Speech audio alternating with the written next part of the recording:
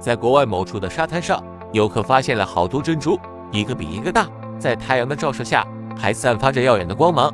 很多游客以为是什么价值连城的宝贝，所以就疯狂的抢夺。其实这可不是什么珍珠，而是海洋中一种叫做锅螺产下的卵，是南美洲常见的贝类。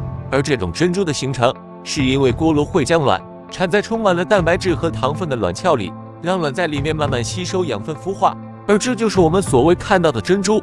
其实，在海边逛一圈，你或许会发现一些意想不到的生物，在一个沙滩上惊现一个滚泥的洋娃娃，甚至还会移动。